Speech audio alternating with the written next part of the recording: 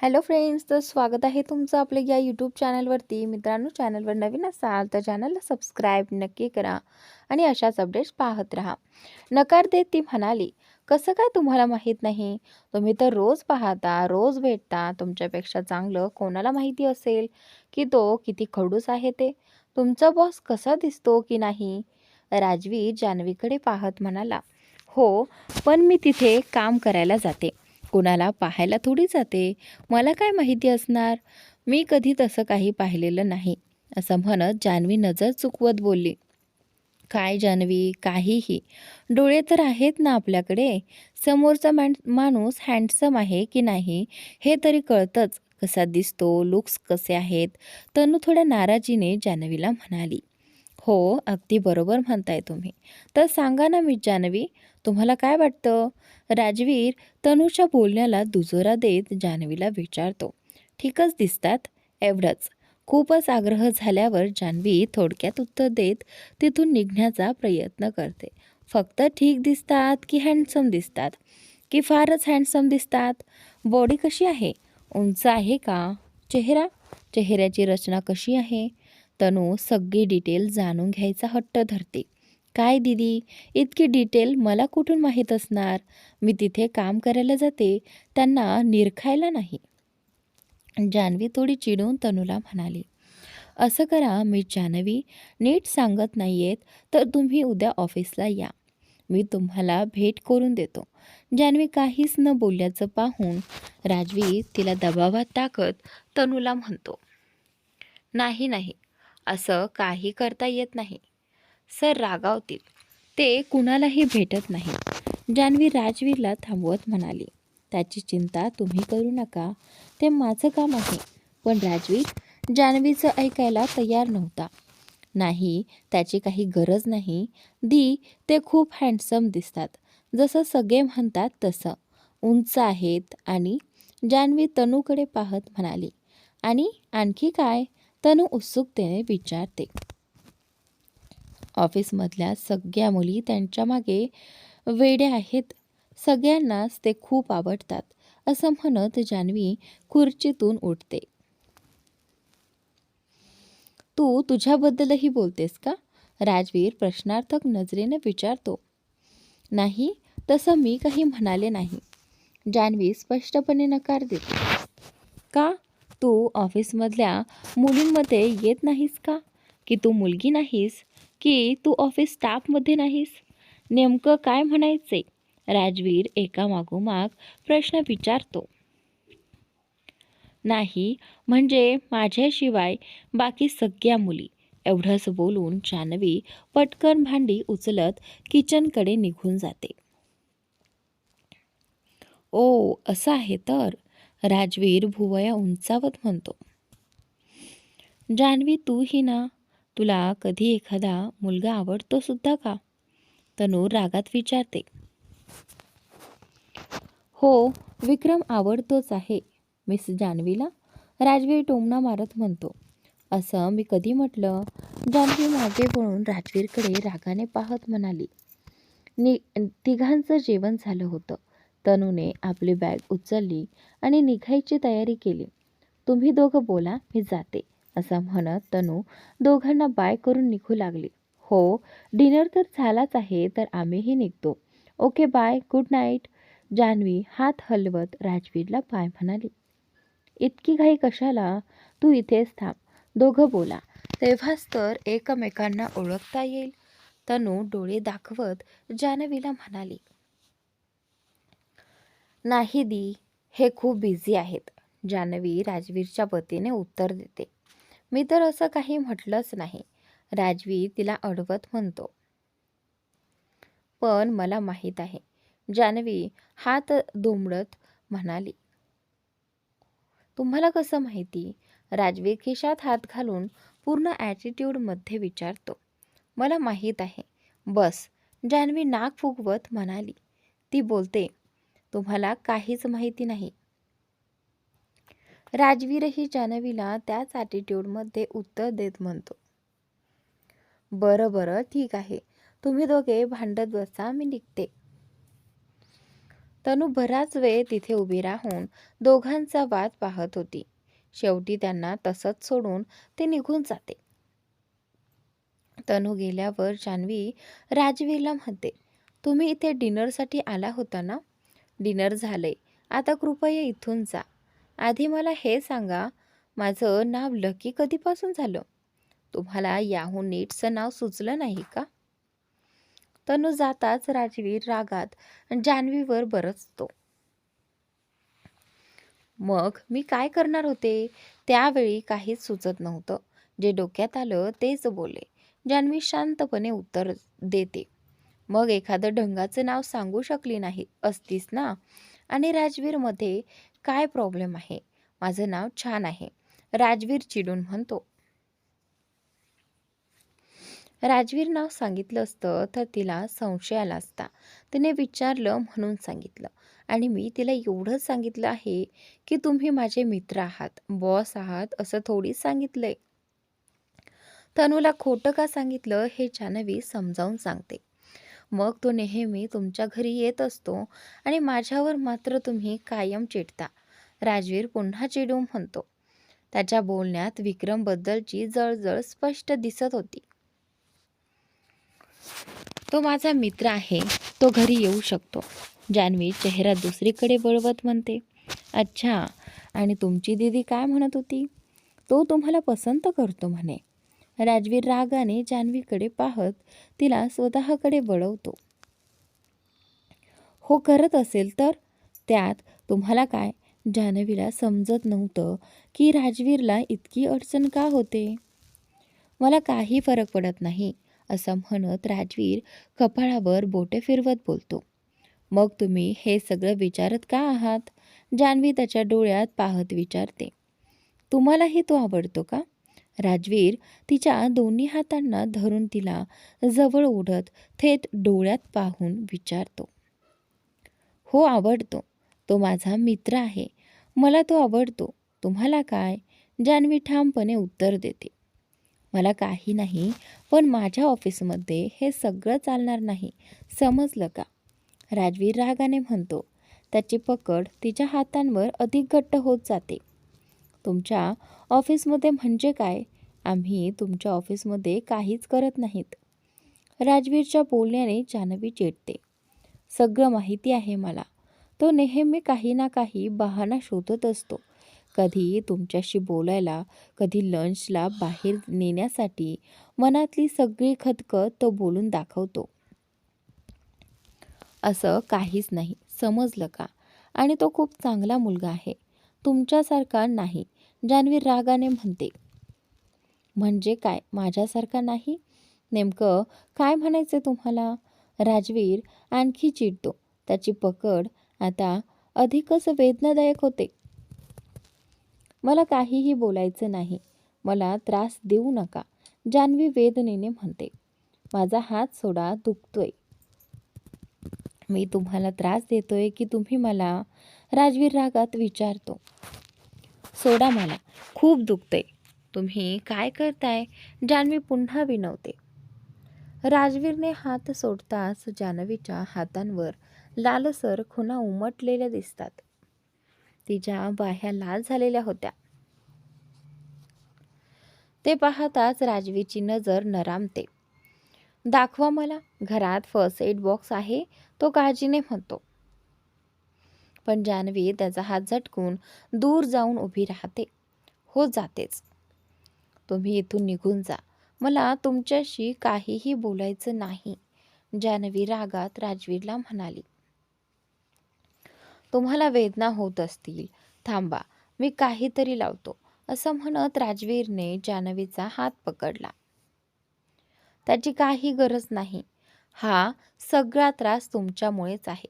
तुम्हीच केला आहे. आता एवढी काळजी दाखवण्याचं नाटक कशाला? मला तुमची अजिबात गरज नाही. तुम्ही इथून जा, जान्हवी रागाने त्याच्याकडे पाहत म्हणाली. जान्हवी ऐकायला तयार नव्हती. ती अजूनही रागानेच त्याच्याकडे पाहत होती. लहान मुलांसारखी हट्ट का करतेस? हे काय वेड आहे? इकडे ये, मला दाखव. मला दाखव मी जान्हवी. तुम्ही कधी एकदा तरी माझा ऐकता का? राजवीर चिडून म्हणाला. जान्हवी न ऐकल्यामुळे राजवीरनं तिला जबरदस्तीने उचलून घेतलं आणि बेडरूममध्ये घेऊन गेला. हे तुम्ही काय करताय? मी ठीक आहे. आता मला वेदना होत नाहीत. मला खाली ठेवा आणि इथून जा. जान्हवी त्याच्या कुशीतून सुटायचा प्रयत्न करत म्हणाली. राजवीरने तिला बेडवर झोपवलं. आता इथे झोपून राहायचं, उठायचं नाही, नाहीतर माझ्याकडून वाईट होईल. आणि हो, ही धमकी समजा, असं म्हणत त्याने बोट दाखवत रागाने तिच्याकडे पाहिलं. तुम्ही जान्हवी काही बोलणार तेवढ्यात राजवीरने तिच्या ओठांवर बोट ठेवलं. बस एवढंच सांगा, फर्स्ट एड बॉक्स कुठे आहे? तुम्ही ती पुन्हा बोलणार पण राजवीरने तिला थांबवलं. फर्स्ट एड बॉक्स कुठे? अजून काही नाही, जे विचारलं आहे तेवढंच, तो तिला दम देत म्हणाला. किचनमध्ये आहे. राजवीर इतका रागावलेला पाहून जान्हवी शांतपणे म्हणाली. गुड, इथे झोपून राहा, मी लगेच येतो. असं म्हणत राजवीर किचनमध्ये गेला. तो फर्स्ट एड बॉक्स घेऊन आला आणि त्यातून क्रीम काढून जान्हवीच्या हाताला लावू लागला. तो फारच हळुवारपणे आणि प्रेमाने क्रीम लावत होता. त्याच्या बोटांचे ठसे तिच्या हातावर उमटले होते. जान्हवीही त्याच्याकडे प्रेमाने पाहत होती. राजवीरच्या डोळ्यात तिच्यासाठीची काळजी स्पष्ट दिसत होती. राजवीरने आधी आपला कोट काढला. तुम्ही हे काय करताय? जान्हवी बोलत उठून बसली. राजवीरने तिच्या खांद्यावर हलकासा दाब देत तिला पुन्हा झोपवलं. उशीवर कोपर टेकून तो तिच्या अगदी जवळ आला आणि तिच्या डोळ्यात पाहत म्हणाला. नेमकी अडचण काय आहे मिस जान्हवी? स्पष्टपणे सांगा ना, तुम्हाला माझ्याकडून काय हवं आहे? मला तुमच्याकडून काहीही नकोय. तुम्ही मला त्रास देता, जान्हवी म्हणाली. मी तुम्हाला त्रास देतो की तुम्ही मला? कधी त्रास दिला मी तुम्हाला? सांगा मला, राजवीर शांतपणे म्हणाला. तुम्हाला माहीत आहे की मी दीदींना खोटं सांगितलं आहे, तरीही तुम्ही मला का त्रास देता? मी त्यांना तुमच्या खऱ्या नावाने भेट करू देऊ शकत नाही ना? तुम्ही का समजून घेत नाही? जान्हवी तक्रारीच्या सुरात म्हणाली.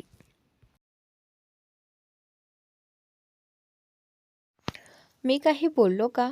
पण किमान एखादं नीट नाव तरी ठेवायला हवं होतं. लकी हे काही नाव आहे का? राजवीर म्हणाला. हो ठीक आहे ना, सॉरी, त्यावेळी मला दुसरं नावच सुचलं नाही. जे डोक्यात आलं तेच बोलले. जान्हवी म्हणाली. काही हरकत नाही, पुढच्या वेळी माझं नाव बदला. त्या नावाने मला तुमच्या दीदींना ओळख करून देऊ नका. राजवीर म्हणाला. पुढच्या वेळी मी तुम्हाला त्यांना भेटवणारच नाही. या मोठ्या अडचणीतून कसाबसा सुटले आहे मी. दीदींना माझं खोटं कळलं तर अजून किती खोटं बोलू मी? जान्हवी म्हणाली. पण मला हेच कळत नाही की तुम्हाला खोटं बोलायची गरजच का पडली? राजवीरने विचारलं. मग काय सांगू? माझा कोणी मित्र नाही. तुम्ही माझी मदत केली म्हणून मला तसं सांगावं लागलं, जान्हवी म्हणाली. आणि मी तुमचा मित्र का होऊ शकत नाही? राजवीरने विचारलं. कारण आपलं स्टेटस जुळत नाही. मी कुणाला सांगितलं तरी तो ऐकणार नाही आणि जरी ऐकलं तरी तो ओव्हर रिॲक्ट करेल. जान्हवी राजवीरला कारण समजावत म्हणते. जो ओव्हर रिॲक्ट करतो त्याला करू देत. त्याचा तुम्हाला काय त्रास आहे? राजवीर शांतपणे उत्तर देतो. बरं समजा आपण ऑफिसमध्ये सगळ्या स्टाफला सांगितलं की आपण दोघं मित्र आहोत, तर सगळे नॉर्मल रिॲक्ट करतील का? ओव्हर रिॲक्ट नाही करणार ना? जान्हवी प्रश्न विचारते. मग पण आपण ऑफिसमध्ये सांगायचंच का? आपल्या मैत्रीचा ढोल वाजवायची काही गरज नाही, राजवीर म्हणतो. अच्छा, म्हणजे तुम्ही ऑफिसमध्ये सांगू शकत नाही आणि मी माझ्या फ्रेंड्सना सांगितलं तर चालेल.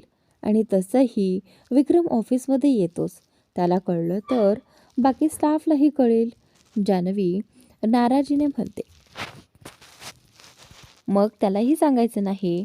उलट मी तर म्हणतो त्याच्याशी मैत्रीच तोडून टाका. मग सांगायची गरजच उरणार नाही. राजवीर म्हणतो. काय काहीही बोलताय? असं कुठं होतं का? जान्हवी चिडून म्हणते. आयडिया वाईट नाही, तुम्ही करू शकता, राजवीर मुद्दाम म्हणतो. काहीही असं होणार नाही.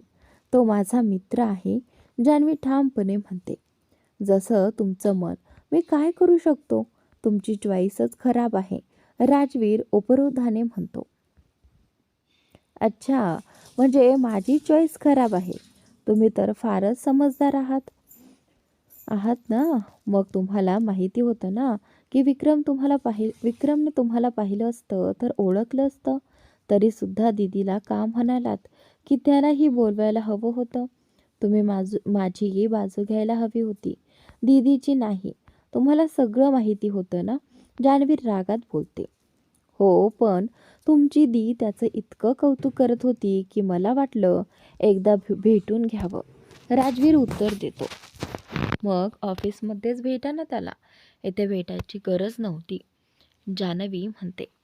ठीक आहे, कुणालाही सांगू नका, एवढं बोलून राजवीर निघायला वळतो. तेच तर मी केव्हापासून सांगते, अशी गोष्ट करायचीच का जी नंतर लपवावी लागेल आणि खोटं बोलावं लागेल, जान्हवी म्हणते. राजवीर जान्हवीच्या उशीवरच आडवा होतो आणि आपली एक बाजू तिच्या डोक्याखाली ठेवतो. हे काय करताय तुम्ही?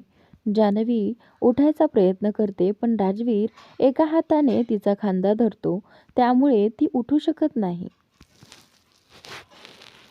खडूस हा शब्द तुम्हीच वापरता, म्हणजे तुम्हीच दीदीला सांगितलं असणार.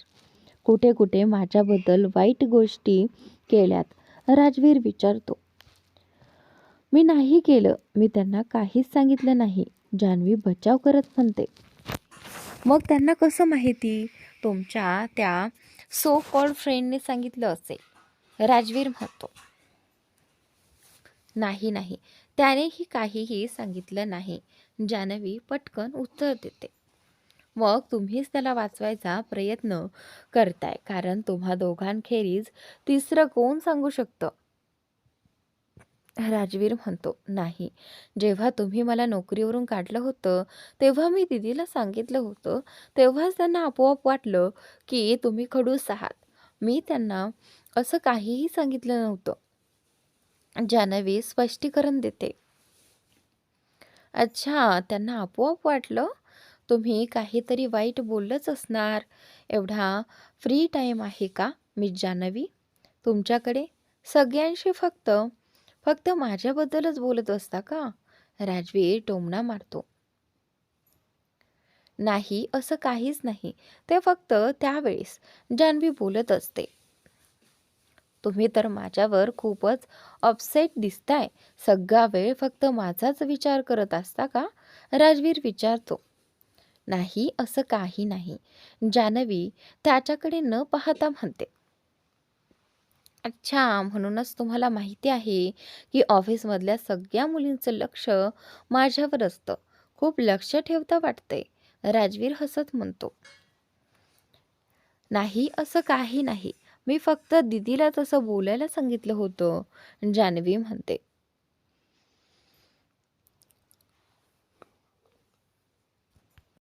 म्हणजे तुम्ही खोटं बोलत होतात, राजवीर भुवया उंचावत म्हणतो. राजवीर वर पाहत जान्हवीला विचारतो. नाही, मी अजिबात खोटं बोलत नाहीये, ते खरंच आहे. जान्हवीला स्वतःला समजत नव्हतं की ती राजवीरला नेमकं काय सांगावं. आत्ताच तर तुम्ही म्हणत होतात की दीदींनी बोलायला सांगितलं म्हणून बोलात, राजवीर तिला आठवण करून देत म्हणतो. हो, म्हणजे तुम्हाला हे माहीतच आहे, जान्हवी थोडी गोंधळलेली होत म्हणते. मला काय माहिती नाही, राजवीर मुद्दाम अनभिज्ञ असल्यासारखं वागतो. त्याला सगळं काही जान्हवीच्या तोंडूनच ऐकायचं होतं. तुम्ही ऑफिसमध्ये आलात की सगळ्या मुली तुम्हाला खाऊन टाकावं अशा नजरेने पाहतात, जान्हवी म्हणते.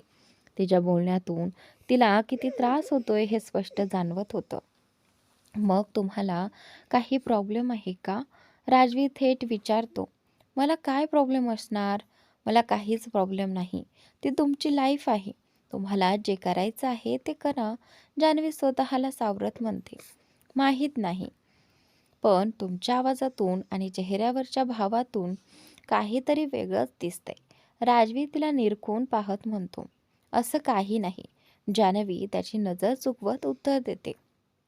राजवीर तिचा एक हात आपल्या हातात घेत तिच्या डोळ्यात पाहत विचारतो.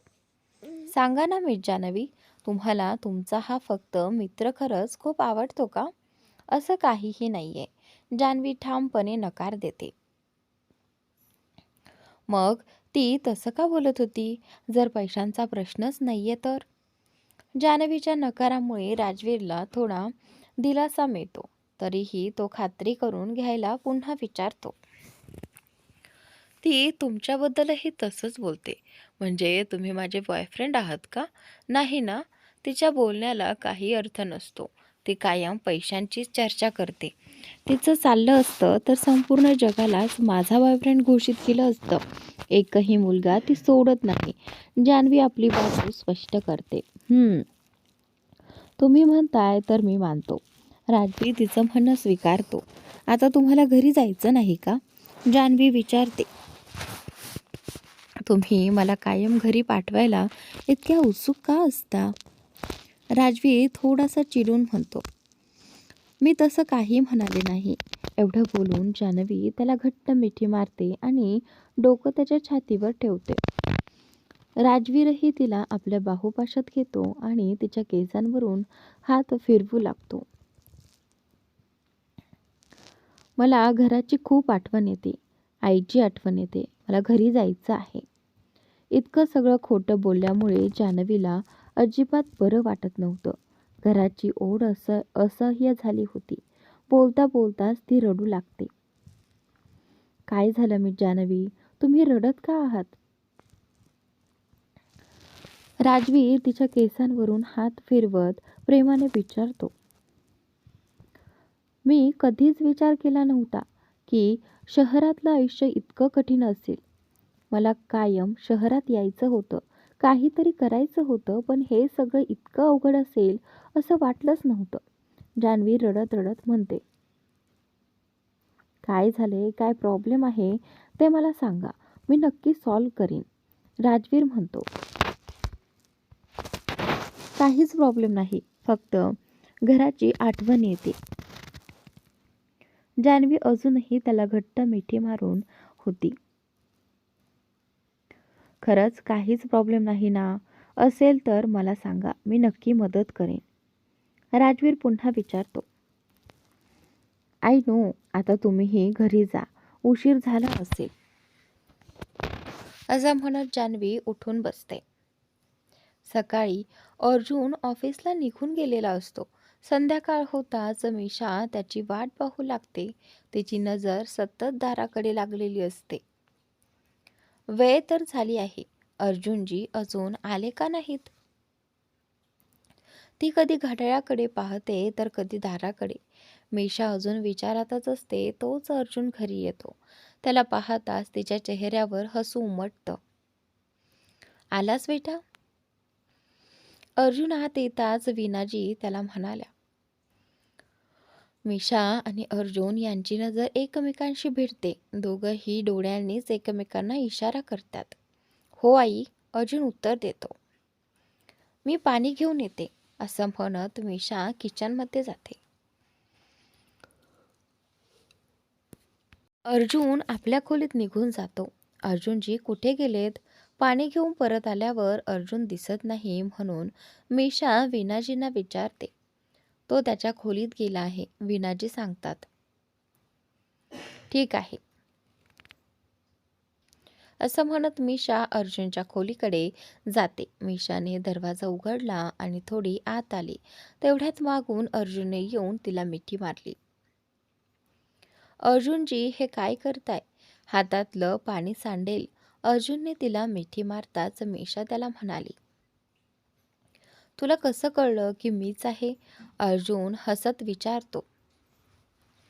तुमच्याशिवाय असं कोण करू शकतं? आता मला सोडा, मिशा म्हणते. तुम नाही सोडणार, अर्जुन तिच्या कानाजवळ अलगद म्हणतो. अर्जुनने हात मिशाच्या पोटावर ठेवले होते आणि आपली हनुवटी तिच्या खांद्यावर टेकवली होती. काय करताय?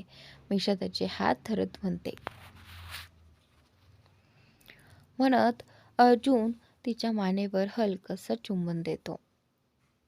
तिचे केस बाजूला करत तो तिच्या पाठीवर ओठ टेकवतो. अर्जुनच्या या स्पर्शाने मिशाचे श्वास वेगाने चालू होतात.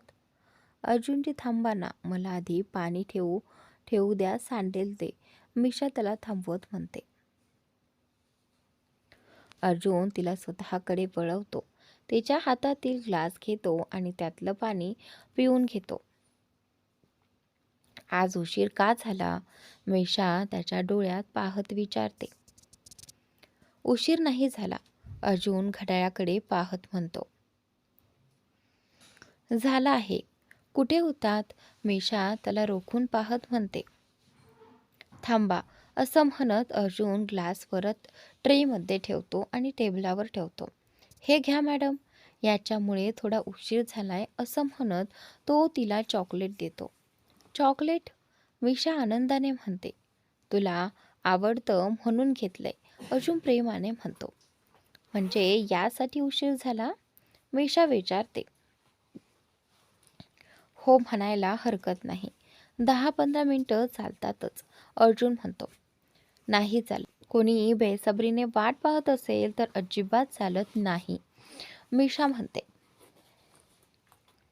अच्छा, कुणीतरी आपली वाट पाहत आहे होतं, आपल्याला तर माहीतच नव्हतं. पुढे लक्ष ठेव, अर्जुन मिशाच्या डोळ्यात पाहत प्रेमाने म्हणतो. तुम्हाला माहिती आहे का, वाट पाहणं किती कठीण असतं. एक मिनिट तासासारखं जातं, मिशा म्हणते. हे मला विचारायचं कारणच नाही. तुझ्या एका फोन कॉलसाठी मी किती तास, किती दिवस वाट पाहिली आहे, अर्जुन शांतपणे म्हणतो. म्हणजे आता बदला घेणार? मिशा हसत विचारते. नाही, तसं काही हेतू नाही. त्यात माझंच नुकसान आहे. आता ना मी वाट पाहणार ना तुला करायला लावणार, अर्जुन म्हणतो. तुमचे इरादे काही बरोबर वाटत नाहीत, मिशा म्हणते. हो, ते तसे आहेतही नाहीत. चला आता गालावर किस करा, असं म्हणत अर्जुन गाल पुढे करतो. मिशा अर्जुन जवळ येते. तिचा श्वास चेहऱ्यावर लागताच अर्जुनचे डोळे मिटतात. मिशा त्याच्या कानाजवळ जाऊन हळूच म्हणते, रात्री दे. हे ऐकताच अर्जुन डोळे उघडतो आणि तिला रोखून पाहतो. मिशा शरारती हसत त्याच्याकडे पाहत होती. अच्छा, असं आहे तर ठीक आहे, रात्री द्या, पण मी तर आत्ताही देऊ शकतो, म्हणत अर्जुन तिचा हात धरून स्वतःकडे उठतो आणि तिच्या कमरेत हात घालतो. मिशाचे हात अर्जुनच्या मानेभोवती असतात.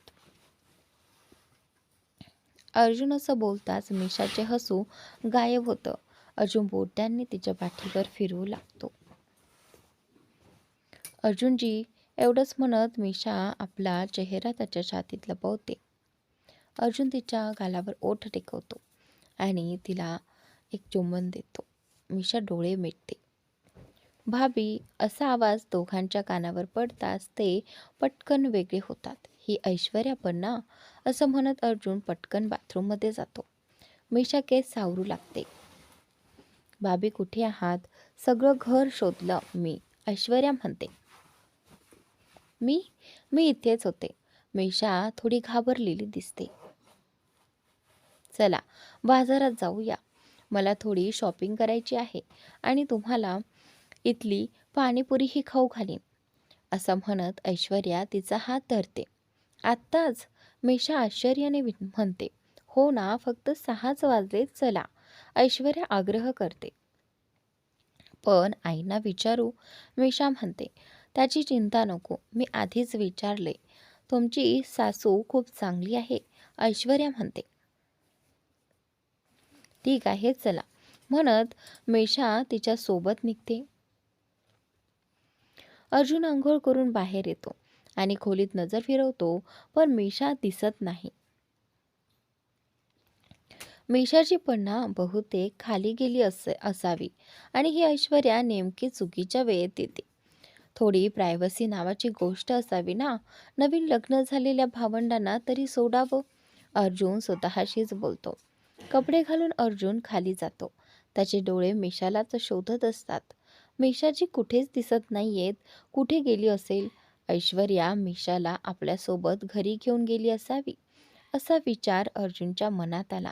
इथे तिथे शोधूनही मिशा दिसत नव्हती, म्हणून तो थेट ऐश्वर्याच्या घरी गेला. काकी, ऐश्वर्या आणि मिशा इथे आल्या आहेत का? घरी दिसत नाहीयेत. अर्जुन सोनिया काकींना म्हणजेच ऐश्वर्याच्या आईला विचारत म्हणाला. नाही रे बेटा, ते तिच्या बहिणीसोबत बाजारात गेली आहे. थोडी खरेदी करायची होती. सोनिया काकी शांतपणे म्हणाल्या. अच्छा, ठीक आहे, असं म्हणत अर्जुन निघायला लागला. तेवढ्या दरवाजातूनच सोनिया काकी त्याला थांबवत म्हणाल्या. काय झालं बेटा? आत ये ना. असं दारातूनच निघून चाललास? नाही काकी, मी फक्त ऐश्वर्या आणि मिशाला पाहायला आलो होतो. काही नाही, मी निघतो, अर्जुन म्हणाला. असं नाही, आत ये. उभ्या उभ्या निघायचं नाही, सोनिया काकींनी ठामपणे सांगितलं. त्याचं जास्त आग्रह पाहून अर्जुन आत गेला. इथे बस, मी तुझ्यासाठी काहीतरी खायला घेऊन येते, असं म्हणत सोनिया काकी किचनकडे निघाल्या. नको काकी, त्याची काही गरज नाही, मी आता निघणारच होतो. अर्जुन त्यांना थांबवण्याचा प्रयत्न करत म्हणाला. कशाला? गरज नाही, तू बस, मी लगेच येते, असं म्हणत सोनिया काकींनी त्याचं ऐकलंच नाही. काकी, थोड्याच वेळात जेवणाची वेळ होईल. आईने घरी जेवण बनवलं असेल, उगाच तुम्हाला त्रास नको, अर्जुन नम्रपणे म्हणाला.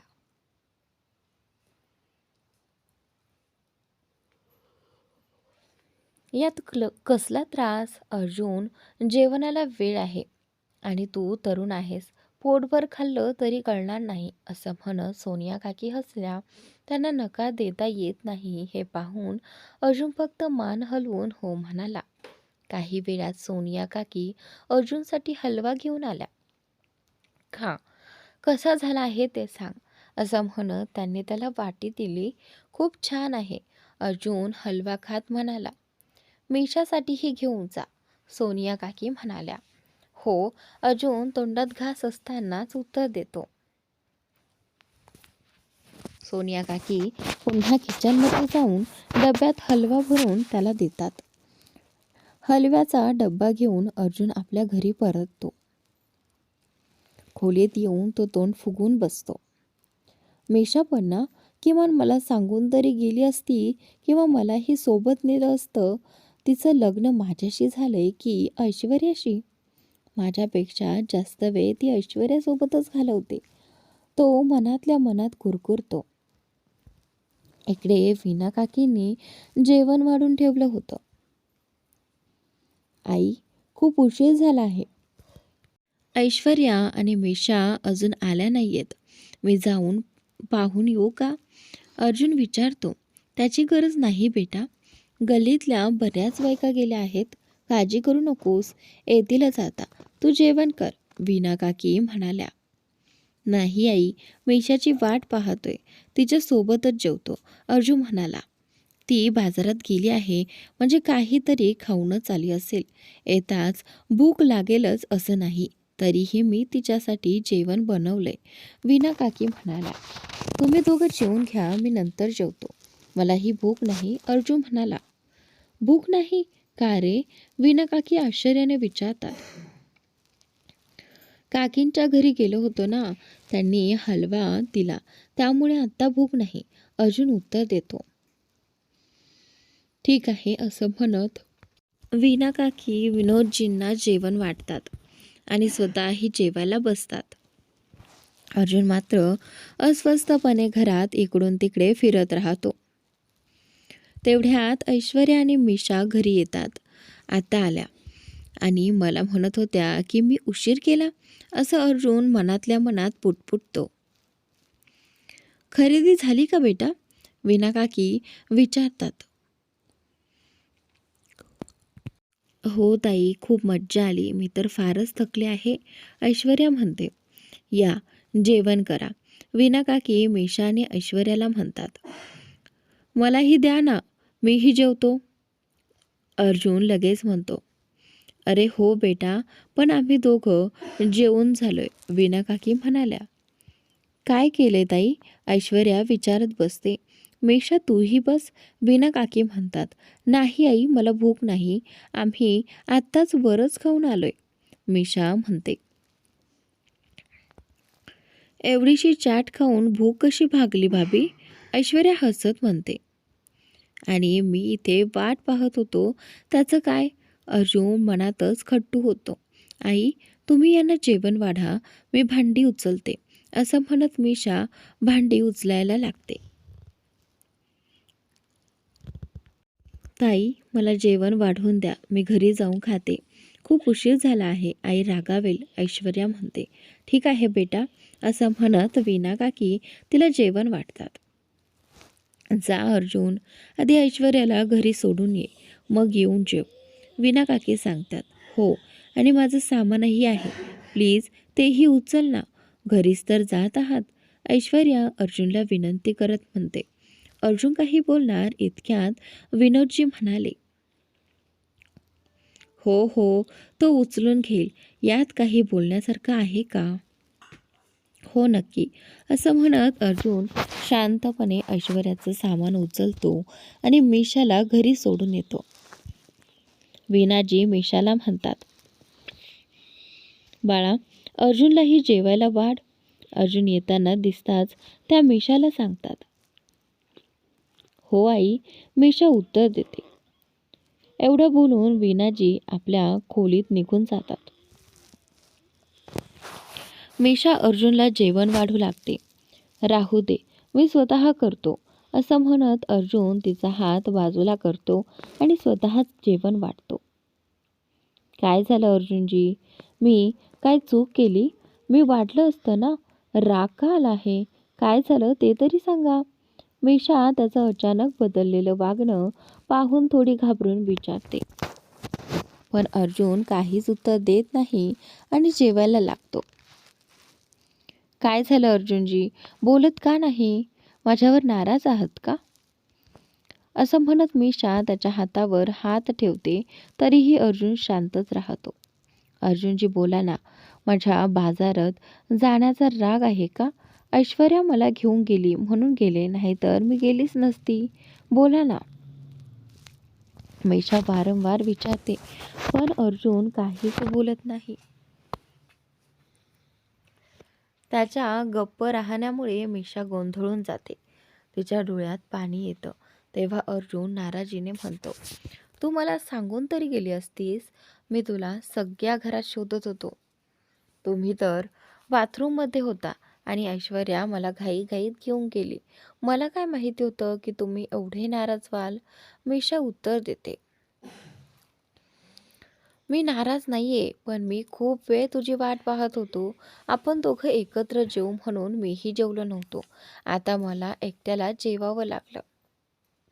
अर्जुन थोड्या रागात म्हणतो. सॉरी ना, मला काय माहिती होतं तुम्ही वाट पाहत असाल, नाहीतर मी खरंच काहीच खाल्लं नसतं.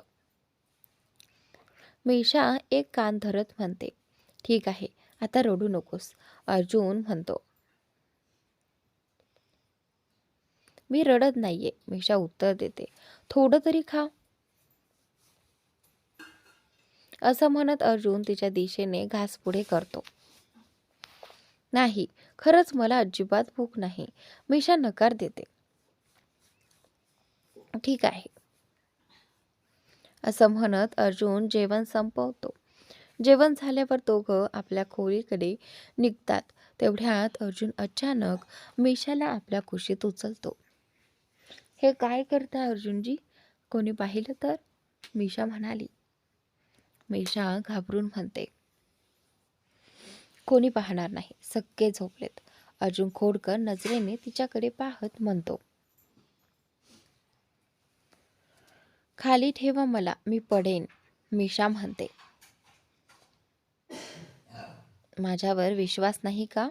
अर्जुन तिला खाली ठेवायला तयार नसतो. तसं नाहीये, मिशा हळूच म्हणते. मग ठीक आहे, असं म्हणत अर्जुन तिच्याकडे पाहतो. मिशा अर्जुनच्या गळ्यात हात घालते आणि त्याच्या कपाळावर हलकंसं चुंबन देते. असं करू नकोस, जिन्यावर पडू, दोघंही जोरात पडू, अर्जुन तिला सांगतो. हे ऐकताच मिशा नाराजीने आपला चेहरा दूर करते. ठीक आहे, नाही करत, ती म्हणते. नाराज का होतेस मिशा? फक्त खोलीपर्यंत थांब, त्यानंतर मी पूर्णपणे तुझाच आहे.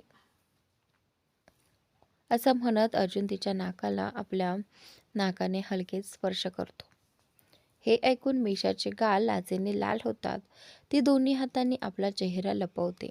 अर्जुन तिला उचलून खोलीत नेतो, बेडवर झोपवतो आणि स्वतःही तिच्या जवळ झोपतो. त्याचे स्पर्श मिशाला अजूनच अस्वस्थ करतात. तिचा श्वास वेगाने चालू लागतो. हृदयाची धडधडही वाढते. थोड्याच वेळात दोघंही एकमेकात पूर्णपणे हरवून जातात. तर मित्रांनो, आजचा भाग इथे संपलेला आहे. पुढील भाग नक्की पहा आणि चॅनलला सबस्क्राईब नक्की करा.